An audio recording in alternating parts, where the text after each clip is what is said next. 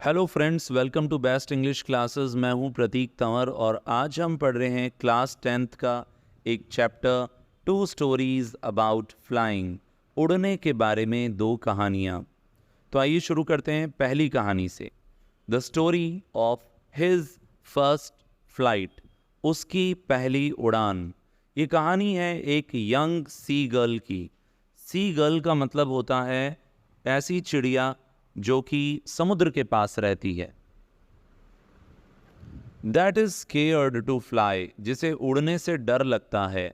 Because of disbelieve on its wings, क्योंकि उसे भरोसा नहीं है अपने पंखों पर, इसलिए वो डरती है या डरता है। चिड़ा, सी गर्ल। उसके जो दो यंगर सिबलिंग्स हैं, मतलब दो छोटे भाई बहन, वो तो बड़े फियरलेसली उड़ लेते हैं। और भले ही उनके छोटे विंग्स हैं, even with their shorter wings, तो भी वो उड़ लेते हैं, वो डरते नहीं हैं। But the young bird can not have the bravery, पर इस छोटी चिड़िया के अंदर इतनी हिम्मत नहीं है कि ये भरोसा करे अपने विंग्स के ऊपर। To have faith on his wings. He always becomes scared, वो हमेशा डरता है।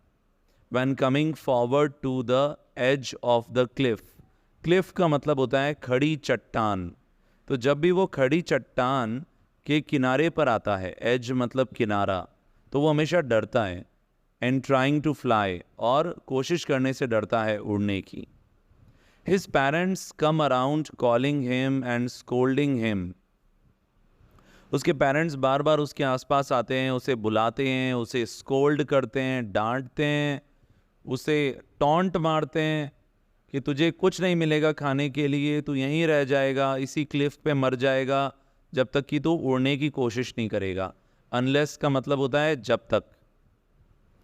Even with all taunting him angrily, भले ही उसको सब ताना मार रहे थे गुस्से से, ही कुड नॉट मूव, वो हिल भी नहीं सकता था डर के मारे। All day long he watches his parents fly with his siblings. पूरे दिन वो देखता रहता है अपने मम्मी पापा को उड़ते हुए अपने भाई बहन के साथ।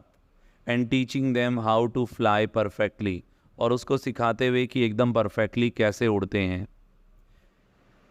एक दिन उसका पूरा परिवार, entire family, flies to a big ground, एक बड़े से ग्राउंड में जाते हैं।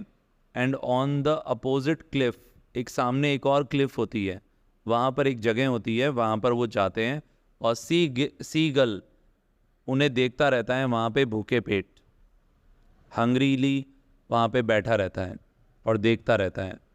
वो अपनी मम्मी से रिक्वेस्ट करता है कि please brings him some food, कि उसको कुछ खाना ला दो। वो अपनी माँ से रिक्वेस्ट करता है।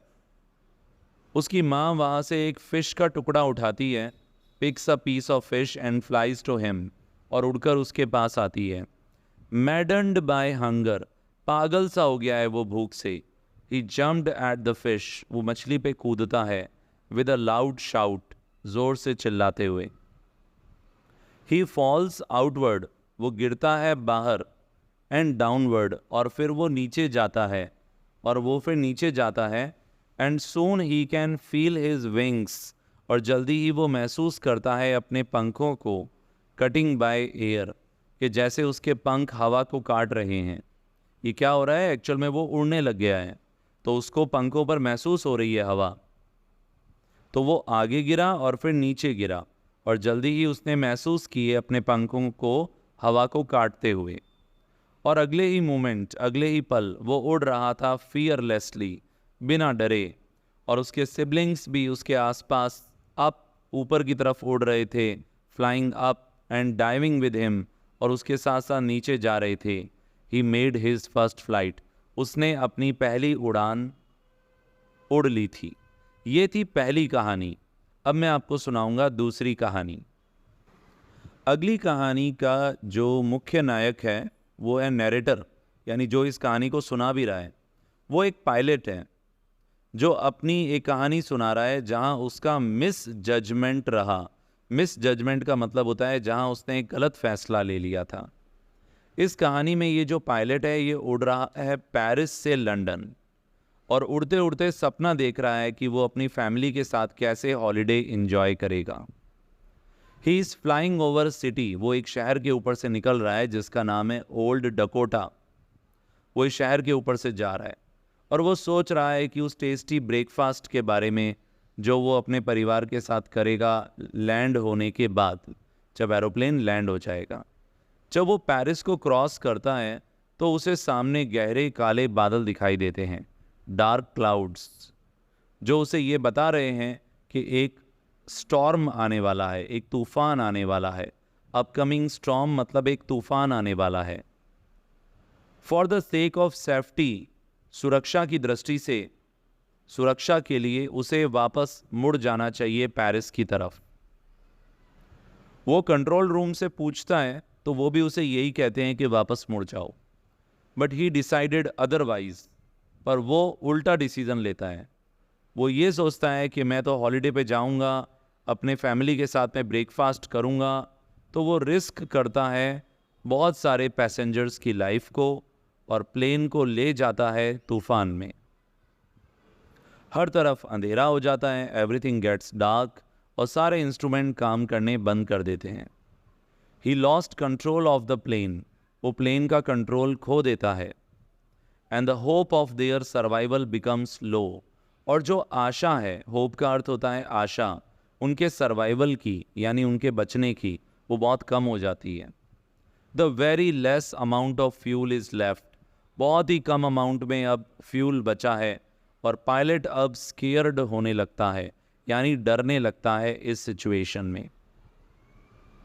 सडनली, अचानक उसे एक और प्लेन दिखाई देता है जो उसके बिल्कुल पास में उड़ रहा है तूफान में। पायलट टर्न कर लेता है अपने प्लेन को नॉर्थ की तरफ और साथ साथ उस अजीब से एरोप्लेन के पीछे पीछे जाने लगता है, उसे फॉलो करने लगता है। पायलट को ये भी डर होता है कि अब फ्यूल ख़त्म हो रहा है, is getting low, fuel is getting low. ये अननोन पायलट उसको गाइड करता है और तूफान से बाहर ले आता है और फिर गायब हो जाता है। लैंड होने के बाद पायलट एक दूसरे प्लेन के बारे में पता करता है कि क्या आसमान में एक और भी प्लेन था, मैं तो उसके पीछे पीछे यहाँ आया। बट वो शॉक हो जाता है ये जानकर कि वहाँ पर ऐसा कोई भी दूसरा प्लेन नहीं था, उसके अलावा कोई प्लेन वहाँ नहीं था। तो ये कहानी ख़त्म होती है इस सवाल के साथ कि आखिर उसने उस कौन से एरोप्लेन को देखा जिसने उसे गाइड किया और बाहर बचा लिया। मुझे लगता है कि ये ईश्वर की मदद थी। यदि आप भी ईश्वर को मानते हैं और आपके साथ भी कोई ऐसी घटना घटी है तो मुझे कमेंट बॉक्स में ज़रूर बताना। फिर मिलेंगे एक और इम्पॉर्टेंट टॉपिक के साथ। 10th क्लास की इंग्लिश के सभी टॉपिक्स इस चैनल पे अवेलेबल हैं, आप प्लेलिस्ट ढूंढिए, आपको मिल जाएंगे। नीचे डिस्क्रिप्शन में भी मैं सारे लिंक दे रहा हूँ। All the best for your exams. Don't forget to like, share and subscribe.